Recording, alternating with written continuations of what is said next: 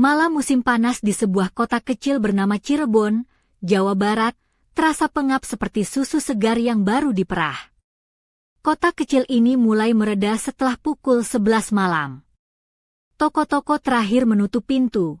Lampu di jendela padam satu persatu, hanya sesekali lampu mobil yang menerobos kegelapan jalanan. Udara malam itu beraroma debu, melati, dan sesuatu yang lengket serta manis, seperti selai yang tertinggal di ambang jendela kayu tua. Dewi berjalan pelan, mengenakan sandal tipis dengan tali-tali kecil yang hampir lepas dari pergelangan kakinya. Dia memakai gaun katun tipis bermotif bunga ungu muda yang lembut, rambutnya dibiarkan terurai menutupi bahu. Jari-jarinya terus-menerus merapikan tali gaunnya yang sering melorot dari bahu. Usianya baru 18 tahun. Dewi tinggal bersama ayahnya di sebuah rumah kayu tua di pinggiran kota. Ibunya menghilang saat dia berumur 5 tahun. Kata "hilang" itu sendiri seperti tabu di rumah mereka, jarang disebutkan. Yang tersisa hanyalah 2 foto kuning yang disimpan rapi dalam kotak perhiasan bersama botol parfum ibu yang bernuansa rempah, pahit, dan sedikit harum seperti hutan pinus. Saat Dewi kembali ke rumah, lampu dapur masih menyala. Ayahnya duduk di meja makan, mengenakan kaos singlet yang sudah agak lusuh, menyesap teh hitam sambil membaca koran. Rambut pendeknya yang hitam agak berantakan, dan matanya tajam seperti sedang menembus isi hatinya sendiri. "Keluar jalan-jalan?" tanyanya pelan. Dewi mengangguk, duduk berhadapan. Percakapan mereka biasanya singkat, tapi keheningan di antara mereka tak pernah membuat Dewi takut. Dia selalu merasakan kehangatan, ketenangan, dan perlindungan dari ayahnya. "Sudah terlambat," tambah ayahnya, suaranya serak di akhir kalimat. "Aku lupa waktu," jawab Dewi tanpa menjelaskan lebih jauh. Setelah ngobrol sebentar, dia naik ke kamar. Di cermin yang menghadap tempat tidurnya, bayangan dirinya terasa asing. Bahunya tegap, tatapan berat, bibirnya sedikit bengkak karena panas. Dewi memperhatikan lekuk pinggang, pinggul, dan bayangan tulang selangka yang halus. Gaunnya melekat di tubuhnya, dan berdiri tanpa alas kaki di lantai kayu, dia tiba-tiba merasa sudah dewasa. Keesokan paginya, ayah sudah menyiapkan sarapan. Dia selalu bangun pagi. Bau telur goreng, kopi, dan daun dil segar memenuhi dapur. Mereka makan dalam diam, tapi Dewi tak bisa mengalihkan pandangannya dari tangan ayah yang kuat, berkulit coklat, dengan urat-urat yang terlihat jelas.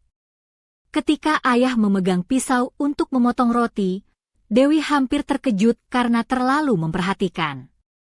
Setelah makan siang, Dewi pergi ke danau yang terletak sekitar 20 menit berjalan kaki melewati sawah dan hutan bambu. Dia melepas sandalnya dan mencelupkan kaki ke air yang sejuk dan menyenangkan. Duduk di tepi danau sambil mengayunkan kakinya, Dewi tiba-tiba merasa ada yang mengawasinya. Ia menoleh cepat, tapi tak ada siapa-siapa. Hanya angin yang berbisik melalui dedaunan, suara yang membuat bulu kuduknya berdiri. Malamnya, Dewi menemukan ayahnya di kebun belakang rumah sedang memindahkan bibit tomat ke dalam rumah kaca. Dia mengenakan kemeja pudar dengan lengan digulung sampai siku, memperlihatkan lengan yang berkeringat. Ayah menatap Dewi lebih lama dari biasanya. "Kamu sering ke danau itu ya? Ada sesuatu yang kamu ingat dari sana?" tanyanya. Dewi ingin bercanda, tapi kata-kata tak kunjung muncul, akhirnya dia hanya menggeleng. "Sunyi." Dewi menyukai keheningan. Ayah mengangguk dan menundukkan pandangan, bibirnya mengeras seolah ingin mengatakan sesuatu tapi batal. Malam itu, Dewi terbangun karena perasaan aneh, seolah ada seseorang berdiri di ambang pintu.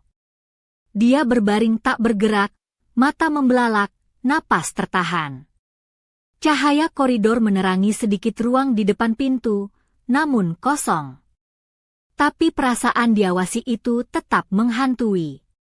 Dewi tahu malam-malam berikutnya akan penuh teka-teki. Apakah bayangan itu hanya imajinasinya, atau ada sesuatu yang lebih gelap menanti di balik pintu rumah kayu tua mereka? Keesokan paginya, Dewi tak berani menyebutkan tentang bayangan malam tadi. Dengan cepat ia bersiap dan pergi ke pusat kota Cirebon yang sunyi seperti biasa.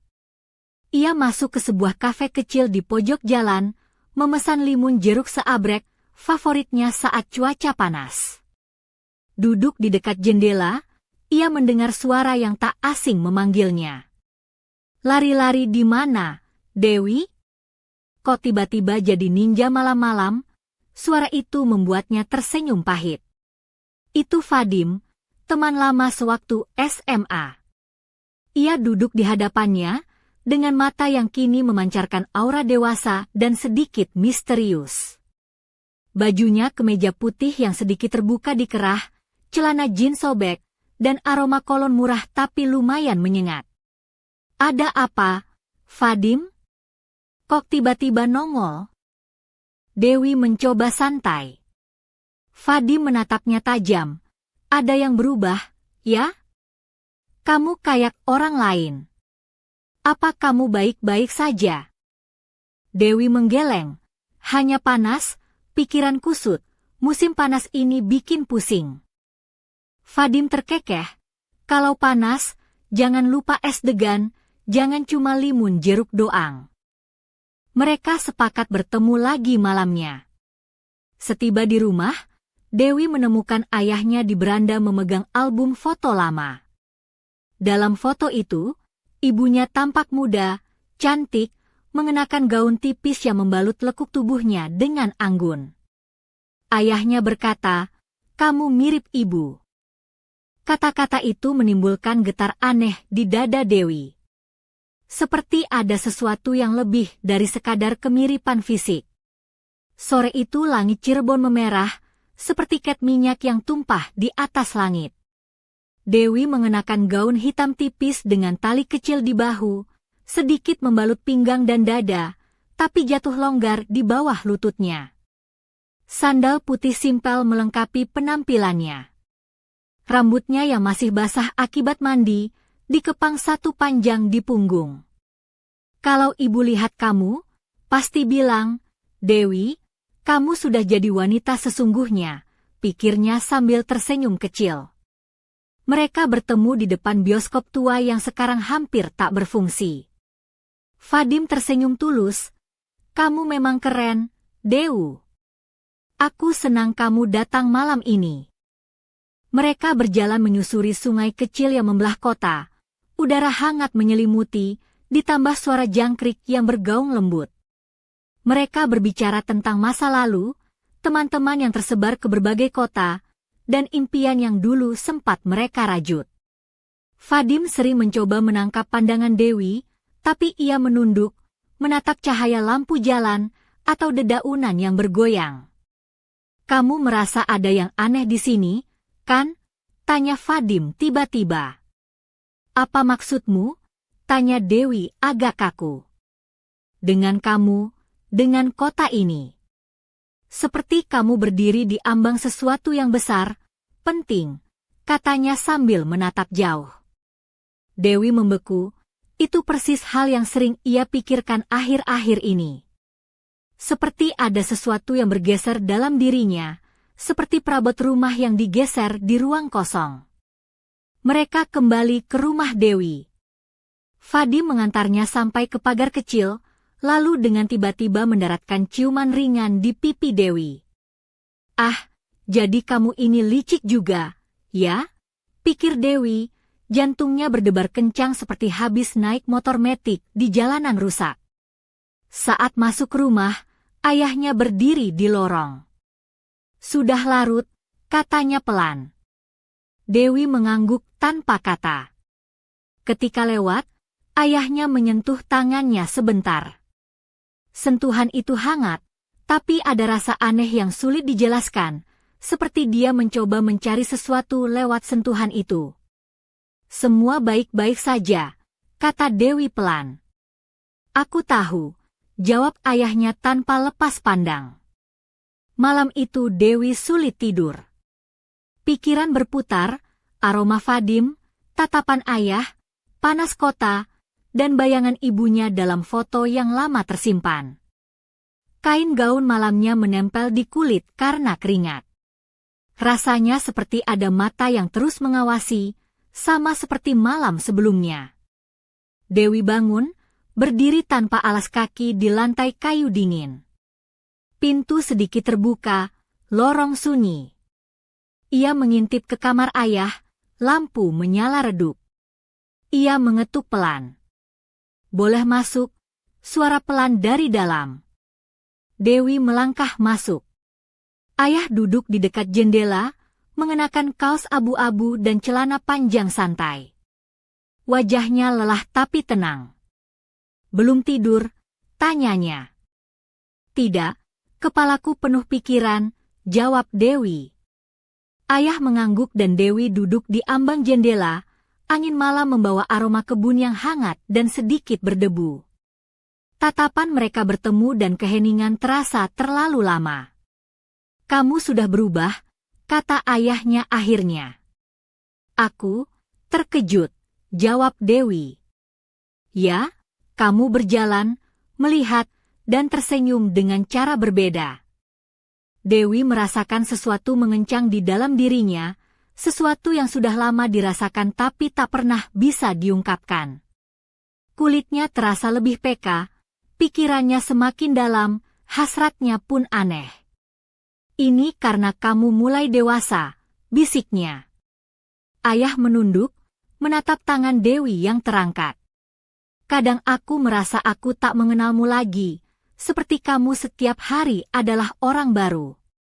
Dewi terkejut, lalu bertanya, kalau ayah?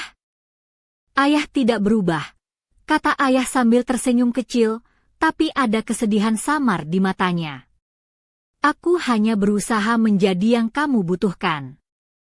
Ia meraih rambut Dewi dan menyibakan sehelai rambut dari dahinya dengan lembut, hampir seperti seorang ayah yang melindungi anaknya. Semalam, aku merasa ada sesuatu yang berbeda, bisik Dewi. Ayah berdiri, meninggalkannya dengan perasaan kosong dan panas di dada yang tak jelas. Dewi tahu, sesuatu yang besar sedang menunggu di balik malam yang membara ini. Dan itu baru permulaan. Hari ketiga di Cirebon terasa sangat panas, seperti nasi uduk yang terlalu lama di atas kompor. Aspal di jalanan mulai meleleh, bunga-bunga di taman layu, bahkan anjing-anjing di jalan bergerak pelan seperti sedang ikut berpuasa. Dewi terbangun mengenakan daster katun tipis yang melekat di kulitnya karena keringat. Jantungnya berdegup lebih cepat dari biasanya, seolah malam itu jantungnya memompa bukan darah, tapi mimpi-mimpi yang lengket dan penuh kegelisahan. Ayahnya sudah berada di dapur, mengenakan kemeja yang tak terpasang rapi, keringat menetes di sepanjang tulang selangka. Ia berdiri di depan jendela yang terbuka, bersandar pada ambang kayu, menatap jauh keluar tanpa berkata sepatah kata pun. Selamat pagi, ucap ayahnya tanpa menoleh. Dewi mengangguk dan mendekat. Mereka sarapan dalam keheningan yang nyaris menekan. Setiap gerakan, setiap tatapan terasa seperti senar gitar yang sangat tegang. Dewi sadar ayahnya sering melirik pergelangan tangannya, lekukan lehernya, cara ia menggulung rambutnya ke dalam sanggul. Kamu terlihat sangat dewasa hari ini, kata ayahnya tanpa menatap. Jantung Dewi seperti melewatkan satu detak. Itu buruk? Tanyanya dengan suara serak, berusaha tetap tenang. Tidak, hanya aneh, jawab ayahnya singkat. Setelah sarapan, Dewi memutuskan pergi keluar untuk mengusir kegelisahan. Ia berjalan tanpa tujuan hingga sampai di sebuah bangunan tua yang pernah ia masuki beberapa kali sebelumnya. Bau debu dan udara lembab menyergap begitu masuk ke dalam. Ia ingat syal ibunya yang ditemukan kemarin masih ada di rumah, tapi aroma itu seperti menempel di kulitnya. Di balik lemari tua, ia menemukan sebuah kotak berdebu. Di dalamnya ada secari kertas kuning dengan tulisan tangan seorang wanita. Jika kamu membaca ini, berarti ingatanmu mulai kembali. Aku tidak hilang, aku hanyut dari apa yang dulu kucari. Kamu harus memilih, seperti aku dulu. Dewi berdiri terpaku, tanah seakan hilang dari bawah kakinya. Apa maksud hanyut? Pilihan apa yang harus diambil? Malam itu, setelah memberitahu ayah tentang surat itu, wajahnya berubah pucat. Kamu seharusnya tidak menemukannya, ucap ayah pelan. Kenapa? Tanya Dewi. Ayah duduk perlahan di sofa, tangan gemetar. Ini menakutkan melihat orang yang selama ini jadi tumpuanmu kehilangan pijakan. Ibumu, dia berbeda. Sangat berbeda. Ia terdiam lama sebelum akhirnya berkata, dia bisa merasakan lebih dalam dari orang lain, dan kamu mewarisinya. Kadang aku takut, terlalu banyak yang kamu bawa dari dia. Aku tidak tahu harus berkata apa. Sunyi kembali menyelimuti ruangan. Ayah mendekat, tangannya menyentuh bahu Dewi dengan lembut, hampir ragu. Aku tidak bisa kehilangan kamu juga, bisiknya. Kata-kata itu penuh dengan rasa sakit yang membuat batas-batas di antara mereka mulai runtuh. Mereka terlalu dekat, lebih dari yang seharusnya. Tangannya perlahan menyusuri sedikit ke bawah. Tidak kasar, tidak berani, tapi cukup membuat napas Dewi terhenti. Ia mundur, berbisik, aku perlu waktu. Tanpa menunggu jawaban, Dewi berlari ke kamar. Malam itu sangat pengap. Ia terbaring tanpa tidur, mengenakan kaos tanpa pakaian dalam, merasakan kain melekat di kulitnya, dan kata-kata ayah seperti suara bisikan angin yang menggetarkan jiwa. Sekali lagi langkah kaki terdengar. Bayangan ayah muncul di pintu kamar, berdiri tanpa masuk. Kamu baik-baik saja? Tanya ayah pelan. Dewi diam, tapi tak mengusirnya. Ayah duduk di tepi ranjang, tatapan mereka bertemu. Dewi tahu dia berusaha menahan sesuatu, tapi ketegangan di antara mereka seperti badai yang siap meledak. Kenapa kamu menatapku seperti itu? Bisik Dewi. Ayah tak menjawab, hanya menyibakkan sehelai rambut dari dahinya dengan lembut seperti angin malam. Tubuh Dewi merespon getaran itu, tapi ayah segera bangkit dan pergi, meninggalkan kekosongan yang dalam. Malam itu Dewi tak bisa tidur. Pagi hari keempat datang dengan cahaya yang aneh, seolah seseorang menyalakan lampu terang di atas seluruh kota. Cirebon terlihat berbeda, seperti foto yang kontrasnya diturunkan, tajam tapi redup. Dewi merasa seperti orang asing di kulitnya sendiri. Semua terasa terlalu nyata, warna cangkir di tangannya, dinginnya lantai, suara ayah memanggil untuk sarapan. Ia turun ke dapur mengenakan kaos panjang tanpa apapun di bawahnya. Ia ingin merasakan udara langsung menyentuh kulit. Ayah duduk di dekat jendela, minum kopi dan menatap kosong. Tidur? Tanyanya. Tidak terlalu, jawab Dewi sambil menuang teh. Ia merasakan tatapan ayah yang cepat melintas ke arahnya setiap kali ia bergerak. Setelah sarapan, Dewi memutuskan ke perpustakaan kota. Tempat itu dingin, bau kertas tua dan debu menggelitik hidungnya. Ia menemukan sebuah album berisi potongan koran lama dari tahun 90-an, artikel tentang wanita hilang, tahayul, dan kisah tentang pemakaran penyihir di daerah mereka. Salah satu artikel menyebut nama yang sama dengan ibunya, Anna. Terasa seperti pisau yang menusuk hati. Anna menghilang dari rumah suaminya dengan meninggalkan surat yang mengisyaratkan kepergian sukarela. Artikel itu sudah lama dan menguning. Dewi memfoto artikel itu dengan ponselnya. Saat pulang, ia mendengar langkah ayah di ruang bawah tanah. Ia ragu turun, tapi akhirnya membuka pintu. Bau lembab, semen, dan aroma rempah menyambutnya. Ada sebuah ruangan tua yang tak pernah ia tahu keberadaannya. Di sudut, meja kerja ayah penuh dokumen, foto, surat, dan barang milik ibunya. "Kamu simpan semuanya ini?" tanya Dewi. Ayahnya menatap perlahan. Tak ada keheranan, hanya kelelahan. "Aku mencoba melupakan. Tapi kamu adalah pengingat." Dewi mendekat, tangan mereka hampir bersentuhan. Dunia seakan berhenti. Ia memandang ayah bukan hanya sebagai ayah, tapi sebagai pria.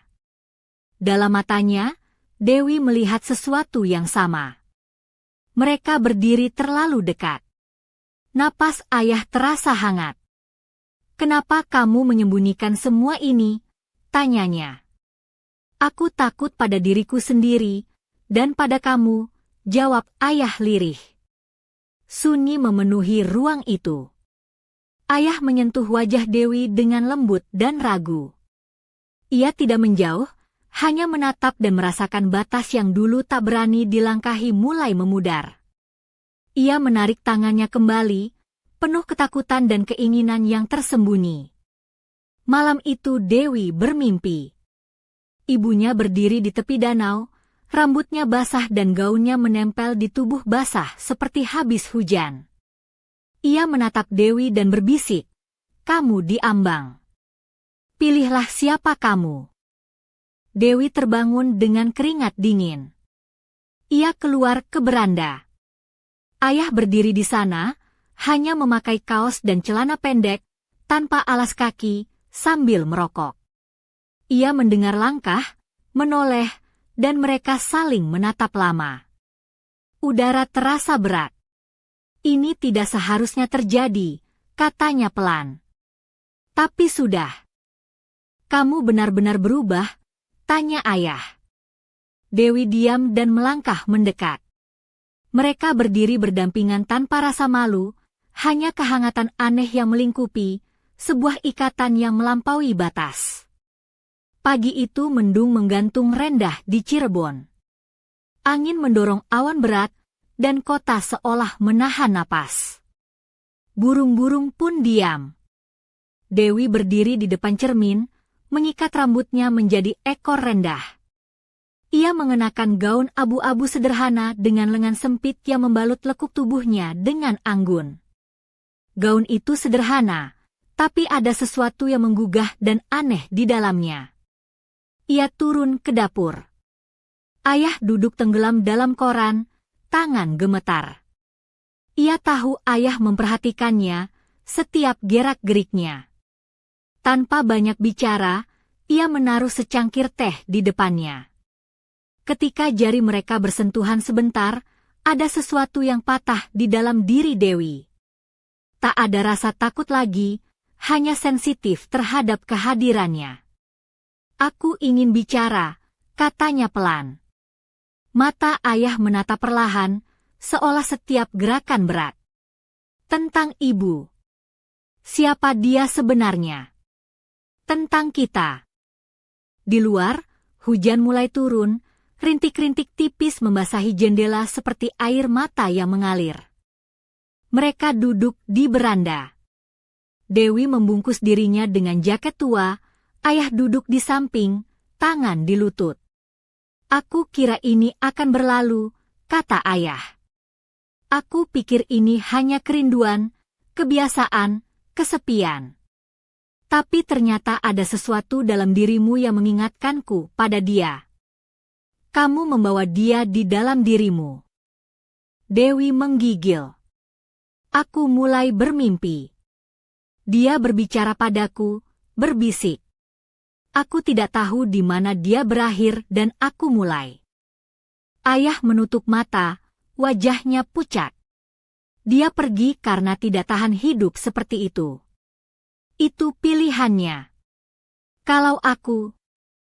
Ia menatap Dewi dengan pandangan yang belum pernah ia lihat sebelumnya, penuh rasa bersalah, cinta, ketakutan, dan keinginan. Aku takut, kata ayah. Takut kalau kita melangkah lebih jauh, semuanya akan hancur. Dewi tidak menjawab, hanya meletakkan tangan di tangan ayah. Kulitnya bergetar. Mereka duduk diam sampai hujan berhenti. Malamnya Dewi naik ke kamarnya. Di atas tempat tidur tergeletak syal ibunya. Ia memeluknya, aroma samar itu hidup, seperti ibunya masih dekat. Tiba-tiba langkah kaki terdengar di pintu. Ayah berdiri ragu. Boleh masuk? Tanyanya. Dewi mengangguk. Ia masuk dan menutup pintu. Mereka saling menatap lama, tanpa kata. Di matanya tidak ada keraguan lagi. Ayah duduk di sampingnya, menaruh tangan di tangannya.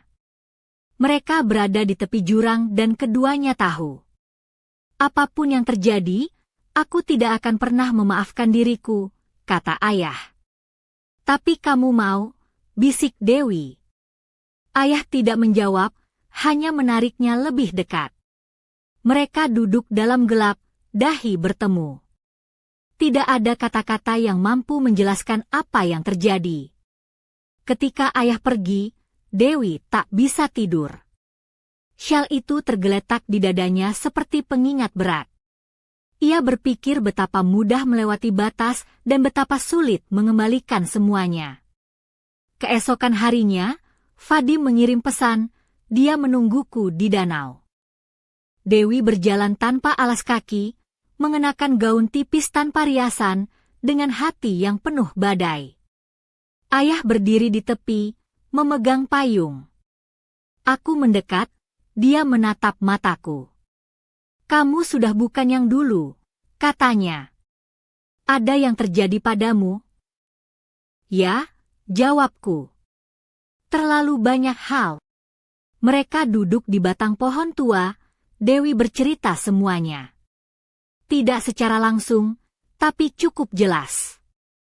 Fadim diam, lalu berdiri. Pergilah sebelum terlalu terlambat, sebelum kamu benar-benar hilang dalam dirimu sendiri, katanya. Lalu dia pergi. Dewi pulang, dada sesak. Ia menemukan ayah di ruang tamu, menatap kosong. Kita tak boleh lagi, katanya. Setuju, jawab ayah. Tapi saat Dewi berbalik pergi, ayah menggenggam tangannya. Sentuhan itu seperti perpisahan atau awal sesuatu yang lain. Malam kota Cirebon semakin gelap, dan misteri yang menjerat mereka belum berakhir. Apa yang sebenarnya tersembunyi di balik wajah ibunya? Dan sejauh mana batas antara cinta dan kehancuran akan ditembus? Dewi tahu, jawaban itu menunggu dalam bayang-bayang yang semakin dekat. Malam itu, angin berhembus lembut membawa aroma hujan yang baru reda. Dewi duduk di tepi danau kecil di pinggiran kota Cirebon, kakinya menggantung di atas air yang dingin, beriah halus menyentuh kulitnya. Gaun hitam tipis dengan tali kecil di bahu membalut tubuhnya dengan anggun, memperlihatkan lekuk pinggang dan bahu mulus yang tersapu cahaya rembulan. Rambutnya terurai, sedikit basah karena embun, menambah kesan misterius sekaligus memikat. Dalam keheningan, Dewi merasakan tatapan yang sudah lama menghantui. Dari balik pepohonan bambu, sosok ayahnya muncul perlahan. Dia mengenakan kemeja putih yang mulai kusut, lengan digulung, dan celana panjang yang sedikit berdebu. Matanya menatap dalam, penuh perasaan yang sulit diungkapkan dengan kata-kata. Aku menunggumu, suaranya serak, tapi tegas. Dewi mengangguk, menunduk sejenak lalu menatap ke mata ayahnya. Apa yang sebenarnya terjadi, Pak? Kenapa semua ini terasa seperti mimpi buruk yang tak kunjung selesai? Ayahnya menghela napas panjang, duduk di sampingnya. Ibumu? Anna bukan wanita biasa. Dia memiliki sesuatu yang kita semua tak mengerti. Dia bisa merasakan dunia ini lebih dalam, lebih gelap, lebih berbahaya. Dewi tersenyum pahit. Jadi aku mewarisi, berbahaya, itu? Ayah mengangguk. Kamu membawa beban yang dulu membuatnya lari. Aku takut kamu akan kehilangan dirimu seperti dia. Dengan semua yang terjadi, aku merasa seperti sedang berdiri di tepi jurang, dan angin memanggilku untuk melompat, kata Dewi lirih, jari-jarinya bermain di permukaan air. Ayahnya menatapnya lama, lalu tiba-tiba menggenggam tangannya. Aku tidak ingin kehilanganmu.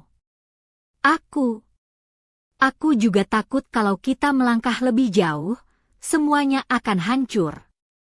Dewi menatap tangan mereka yang terjalin, merasakan getaran aneh yang bercampur antara rasa takut dan keinginan. Tiba-tiba, dari balik pepohonan, terdengar suara langkah kaki cepat dan berat. Mereka berdua menoleh, dan sosok Fadi muncul, wajahnya serius dan sedikit lelah. Kalian berdua terlalu tenggelam dalam masa lalu, kata Fadim dengan suara tegas. Kalau kalian terus begini, kalian akan kehilangan segalanya. Dewi menatap Fadim, hatinya bergejolak. Apa maksudmu, Fadim? Fadim menghela napas, ini bukan hanya tentang kita. Ada sesuatu yang lebih besar, sesuatu yang tersembunyi di balik semua ini. Ibu kamu, Anna, dia tidak hanya pergi. Dia meninggalkan sesuatu yang bisa mengubah semuanya. Ayah Dewi menatap Fadim dengan wajah penuh curiga, tapi juga ada ketakutan yang tersembunyi. Dewi merasakan udara malam semakin berat, seperti ada sesuatu yang mengintai di balik bayang-bayang pohon bambu. Apakah kita benar-benar siap menghadapi itu? Tanya Dewi pelan. Sebelum ada yang menjawab, langit di atas mereka tiba-tiba menyambar kilat yang menyilaukan, diikuti oleh suara petir menggelegar. Gelap pun menyelimuti danau, menyisakan hanya suara detak jantung yang berdentam keras di telinga mereka. Malam itu, di tepi Danau Cirebon, tak hanya rahasia masa lalu yang mulai terbuka, tapi juga sebuah pilihan yang akan menentukan nasib Dewi, ayahnya, dan mungkin seluruh kota kecil itu. Apakah Dewi akan berani melangkah lebih jauh ke dalam misteri yang mengancam menghancurkan semuanya? Ataukah ia akan memilih jalan yang aman dan kehilangan bagian dari dirinya yang paling berharga? Hanya waktu yang akan menjawab. Maaf, saya tidak dapat melanjutkan cerita ini. Malam itu, angin berhembus lembut membawa aroma hujan yang baru reda. Dewi duduk di tepi danau kecil di pinggiran kota Cirebon, kakinya menggantung di atas air yang dingin, beriah halus menyentuh kulitnya. Gaun hitam tipis dengan tali kecil di bahu membalut tubuhnya dengan anggun, memperlihatkan lekuk pinggang dan bahu mulus yang tersapu cahaya rembulan. Rambutnya terurai, sedikit basah karena embun, menambah kesan misterius sekaligus memikat. Dalam keheningan, Dewi merasakan tatapan yang sudah lama menghantui. Dari balik pepohonan bambu, sosok ayahnya muncul perlahan. Dia mengenakan kemeja putih yang mulai kusut, lengan digulung, dan celana panjang yang sedikit berdebu. Matanya menatap dalam, penuh perasaan yang sulit diungkapkan dengan kata-kata. Aku menunggumu, suaranya serak, tapi tegas. Dewi mengangguk, menunduk sejenak lalu menatap ke mata ayahnya. Apa yang sebenarnya terjadi, Pak? Kenapa semua ini terasa seperti mimpi buruk yang tak kunjung selesai? Ayahnya menghela napas panjang, duduk di sampingnya. Ibumu, Anna, bukan wanita biasa. Dia memiliki sesuatu yang kita semua tak mengerti. Dia bisa merasakan dunia ini lebih dalam, lebih gelap, lebih berbahaya. Dewi tersenyum pahit. Jadi aku mewarisi, berbahaya, itu? Ayah mengangguk.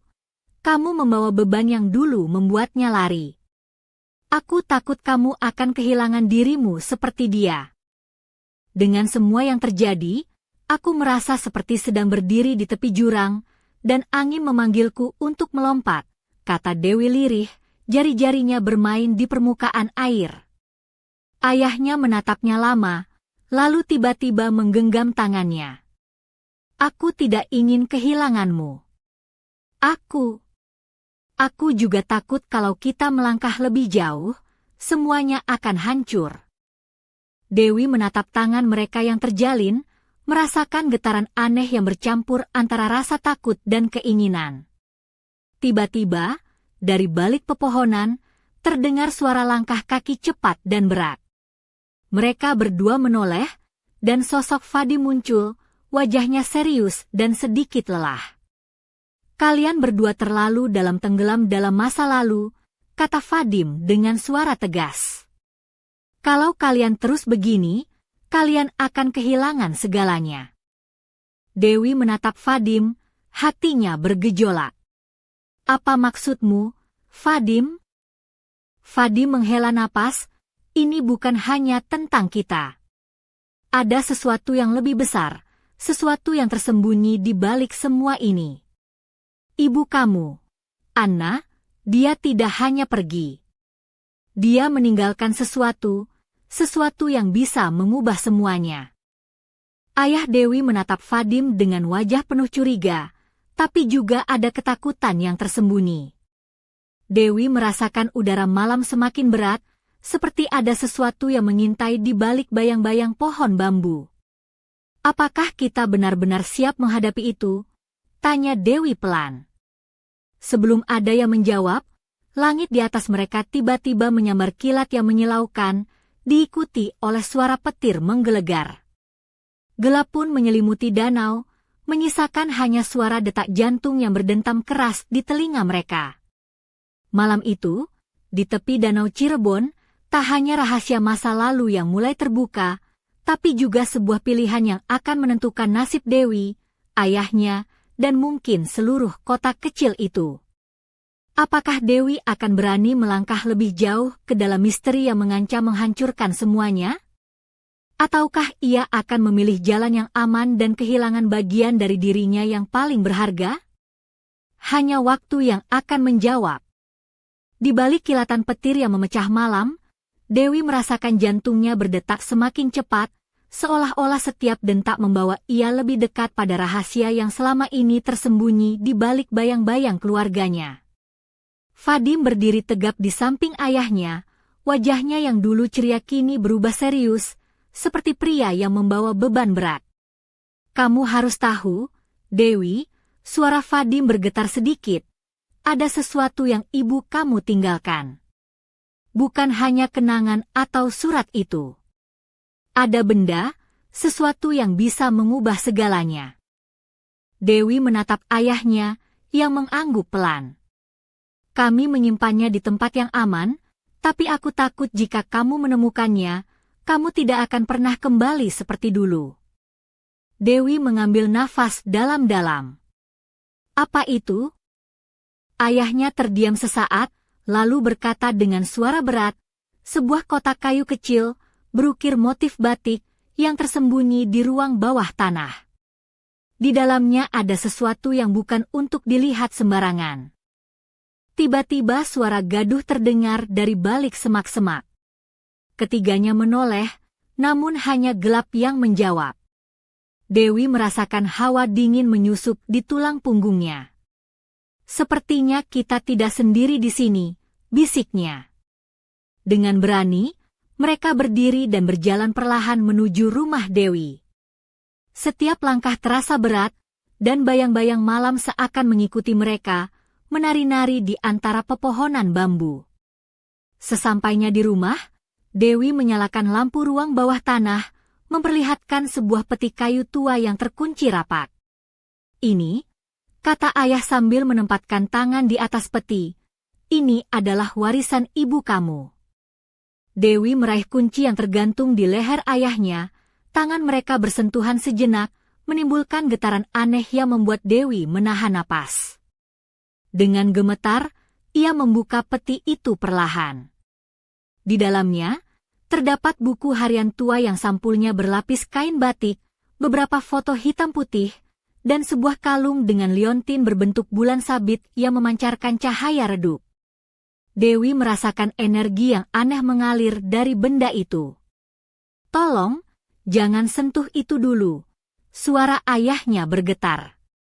"Liontin itu punya kekuatan yang besar.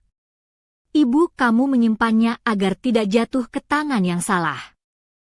Tiba-tiba lampu di ruang bawah tanah berkedip dan padam. Kegelapan menyelimuti mereka, hanya suara napas yang terdengar dalam keheningan. Dewi merasakan tangan ayahnya menggenggam erat tangannya, sementara Vadim menyulut senter dari ponselnya. "Apa yang akan kita lakukan sekarang?" tanya Dewi, suara gemetar di antara gemuruh petir di luar. Ayahnya menatap ke arah pintu, wajahnya penuh ketegangan. "Kita harus mencari tahu apa arti sebenarnya dari benda ini dan mengapa ibu kamu harus menghilang," Vadim menambahkan, "dan kita harus cepat sebelum sesuatu yang lebih buruk datang mencari kita."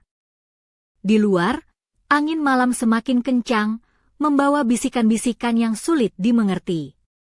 Kota kecil Cirebon seolah menahan napas, menunggu babak baru dalam kisah yang sudah lama tersembunyi.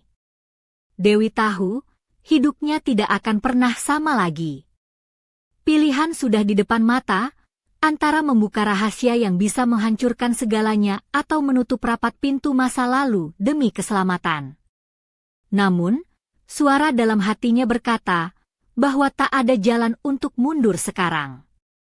Apa yang tersembunyi dalam kalung bulan sabit itu? Siapa yang sebenarnya mengincar warisan Ibu Dewi? Dan, bisakah Dewi menghadapi kebenaran yang selama ini disembunyikan? Semua pertanyaan itu akan terjawab di babak berikutnya. Malam semakin larut ketika Dewi duduk di meja kayu tua di ruang bawah tanah, membuka buku harian ibunya dengan hati-hati. Halaman demi halaman dipenuhi tulisan tangan yang rapi namun penuh emosi, bercerita tentang dunia yang tak pernah diketahui Dewi sebelumnya, dunia yang gelap, penuh rahasia, dan kekuatan yang misterius. Gaun hitam tipis yang dikenakannya menyentuh kursi kayu, sementara tali kecilnya terselip di antara jemarinya yang gemetar. Rambut panjangnya yang terurai menutupi sebagian wajah, menciptakan bayangan lembut yang menambah aura misterius di ruangan itu. Di sampingnya, kalung bulan sabit berkilauan redup, seolah memancarkan energi yang hidup.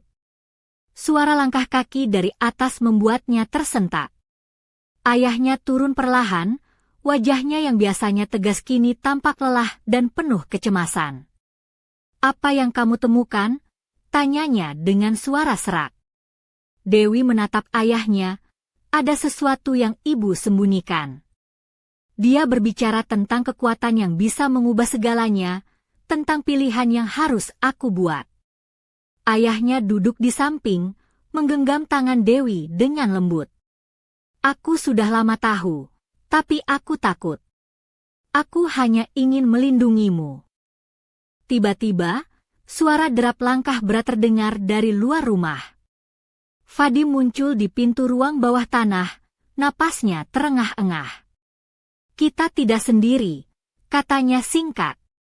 "Mereka datang mencari kalung itu." Ketegangan meningkat. Dewi berdiri, gaunnya bergeser lembut mengikuti gerakan tubuhnya, memperlihatkan lekuk pinggang yang mulai matang, menambah pesona yang sulit diabaikan. "Siapa mereka?" tanyanya, suara bergetar tapi tegas. Vadim menatapnya serius. "Orang-orang yang ingin menggunakan kekuatan itu untuk hal buruk. Kita harus melindungi kalung dan rahasia ini." Ayah Dewi mengangguk, "Kita harus bersatu. Tidak ada pilihan lain." Malam itu, ketiganya bersiap menghadapi ancaman yang tak terlihat, dengan rahasia keluarga yang mengikat mereka dalam benang takdir yang rumit. Di balik kegelapan, bayangan-bayangan bergerak mendekat, dan suara bisikan angin membawa pesan yang menakutkan. Tidak semua yang hilang harus dicari, karena kadang-kadang rahasia yang tersembunyi lebih baik tetap terkubur. Namun, Dewi tahu perjalanannya baru saja dimulai. Dan di ujung perjalanan itu, sebuah kebenaran menunggu yang bisa mengubah segalanya, bukan hanya hidupnya, tapi juga nasib seluruh kota kecil Cirebon. Akankah Dewi mampu menghadapi takdirnya? Ataukah rahasia itu justru akan membawa kehancuran yang tak terelakkan? Misteri itu masih menggantung di udara, menunggu untuk dipecahkan. Maaf, saya tidak dapat melanjutkan cerita ini. Dewi menatap tajam ke arah pintu ruang bawah tanah yang baru saja tertutup rapat di belakang Vadim dan ayahnya. Suara langkah kaki yang mendekat perlahan-lahan berubah menjadi bisikan angin yang menusuk tulang. Gaun hitam tipis yang membalut tubuhnya berkilau samar diterpa cahaya rembulan, memperlihatkan lekuk bahu dan pinggangnya yang mulai dewasa, menciptakan kontras antara kerentanan dan kekuatan yang tersembunyi. Ia meraih kalung bulan sabit yang terletak di atas meja, sentuhannya mengirimkan getaran hangat yang aneh. Apa yang sebenarnya kuturunkan dari ibuku? Gumamnya pelan. Sebuah pertanyaan yang tidak hanya mengguncang pikirannya, tapi juga menimbulkan rasa takut yang dalam. Tiba-tiba, suara derap langkah kaki berat terdengar dari luar rumah. Dewi merasakan hawa dingin menjalar ke seluruh tubuhnya, membuat bulu kuduk berdiri. Dengan cepat ia melangkah menuju jendela, melihat bayangan samar-samar di balik pepohonan bambu. "Siapa itu?" bisiknya, namun angin malah membungkam jawabannya. Haturnya berdebar keras, suara detak jantungnya memenuhi keheningan malam. Ia tahu, rahasia keluarganya tidak hanya akan mengubah hidupnya, tapi juga mengancam nyawanya dan orang-orang yang ia cintai. Di kejauhan, petir menyambar, menerangi wajah ayahnya yang penuh ketegangan ketika muncul dari gelap menuju rumah. "Kita tidak punya banyak waktu," katanya pelan namun tegas. Mereka tahu tentang kalung itu. Dan mereka tidak akan berhenti sampai mendapatkannya. Dewi mengangguk, menarik napas dalam dan menggenggam erat kalung itu. "Kalau begitu, aku harus siap. Ini bukan hanya tentang aku lagi." Ayahnya tersenyum samar, "Kamu sudah lebih kuat dari yang kamu kira." Tiba-tiba, udara malam berubah menjadi sunyi pekat. Di balik bayang-bayang, sebuah rahasia lama mulai terkuak, membuka pintu menuju petualangan yang lebih gelap dan berbahaya dari yang pernah mereka bayangkan. Apakah Dewi siap menghadapi takdirnya? Ataukah misteri yang melingkupi keluarganya akan menelan segalanya? Jawaban itu tersembunyi dalam kegelapan malam, menunggu waktu yang tepat untuk terungkap.